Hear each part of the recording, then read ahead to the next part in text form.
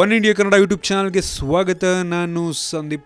ವಾಯುವಜ್ರ bus ಪ್ರಯಾಣ ದರಕ್ಕಿಂತ ಕ್ಯಾಬ್ಗಳದ್ದೇ ಹಗ್ಗ. ಹೌದು, ವಾಯುವಜ್ರ ಬಸ್ ಪ್ರಯಾಣ ದರಕ್ಕಿಂತ ಕ್ಯಾಬ್ನಲ್ಲಿ ನಾವು ಇನ್ನೂ ಕಮ್ಮಿ ದುಡ್ಡಿಗೆ ಹೋಗ್ಬೋದು. ಹೌದು, ಕೆಂಪೇಗೌಡ ಅಂತಾರಾಷ್ಟ್ರೀಯ ವಿಮಾನ ನಿಲ್ದಾಣದಿಂದ ಎಲೆಕ್ಟ್ರಾನಿಕ್ ಸಿಟಿಗೆ ವಾಯುವಜ್ರದಲ್ಲಿ ಪ್ರಯಾಣ ಮಾಡಬೇಕಂದ್ರೆ ಒಬ್ಬರಿಗೆ ಟಿಕೆಟ್ ದರ 300 ರೂಪಾಯಿ ಆಗುತ್ತೆ. ಆದರೆ ಕ್ಯಾಬ್ಗಳಲ್ಲಿ ಅದಕ್ಕಿಂತ ಕಮ್ಮಿ ದುಡ್ಡಲ್ಲಿ ನಾವು ಹೋಗ್ಬೋದು.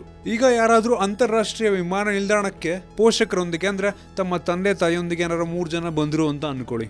ಆಗ 3 ಜನ ಬಂದಾಗ ನೀವು ಬಸ್ಸಲ್ಲಿ ಹೋಗ್ತಿದ್ದೀರಾ ಅಂದ್ರೆ ಒಬ್ಬರಿಗೆ 300 ಅಂತೆ. ನಿಮ್ಗೆ ಈ ಒಂದು ಬಸ್ನಲ್ಲಿ 900 ರೂಪಾಯಿ ಖರ್ಚಾಗುತ್ತೆ ನಿಮ್ಗೆ, ಅದು ವಾಯುವಜ್ರ ಬಸ್ನಲ್ಲಿ. ಅದೇ ನೀವು ಕ್ಯಾಬಲ್ಲಿ ಹೋಗ್ತೀರಾ ಅಂದ್ರೆ 800 ರೂಪಾಯಿ ನಿಮ್ಗೆ ಆಗುತ್ತೆ 3 ಜನಕ್ಕೆ. ಮತ್ತೆ ನಿಮ್ಗೆ ಲಗೇಜ್ ಇಡೋದಕ್ಕೆ ಪ್ರತ್ಯೇಕ ಜಾಗ ಕೂಡ ಇರುತ್ತೆ ನಿಮ್ಗೆ ಡಿಕ್ಕಿಲಿ. ಒಬ್ಬರೇ ಹೋಗದೆ ಜೊತೆಯಲ್ಲಿ ಕೆಲವು ಜನರ ಜೊತೆ ನೀವು ಹೋಗ್ತಿದ್ದೀರಾ ಅಂದ್ರೆ ವಾಯುವಜ್ರಕ್ಕಿಂತ ಕ್ಯಾಬ್ ನಲ್ಲಿ ಹೋಗೋದೇ ಒಂದು ರೀತಿ ಉತ್ತಮ ಅಂತ ನಮ್ಗನ್ಸುತ್ತೆ. ವಾಯುವಜ್ರ ಓಲೋ ಬಸ್ಗಳಿಗೆ ಅತಿ ಹೆಚ್ಚು ಪ್ರಯಾಣ ದರ ಇರುವ ಹಿನ್ನೆಲೆಯಲ್ಲಿ ಪ್ರಯಾಣಿಕರ ಒಂದು ಸಂಖ್ಯೆನೂ ಕಮ್ಮಿ ಆಗ್ತಾ ಬರ್ತಿದೆ. ಕ್ಯಾಬ್ಗಳು ಟ್ಯಾಕ್ಸಿಗಳಿಗೂ ಒಂದು ಪೈಪೋಟಿಯನ್ನ ನೀಡಲು BMTC ಸಹ ಒಂದು ಬಸ್ ಪ್ರಯಾಣ ದರವನ್ನ ಕಮ್ಮಿ ಮಾಡಬೇಕಾಗಿದೆ. ನಿಮ್ಗೆ ಅನಿಸುತ್ತೆ ಈ ಒಂದು ಓಲೋ ಬಸ್ ಮತ್ತೆ ವಾಯುವಜ್ರ ಬಸ್ಗಳ ಒಂದು ದರ ಅಷ್ಟೊಂದಿದೆ, ಸಾಮಾನ್ಯ ಜನರಿಗೆ ಒಂದು ಓಡಾಡೋದಕ್ಕೆ ಆಗಲ್ಲ ಒಂದು ಬಸ್ಗಳಲ್ಲಿ.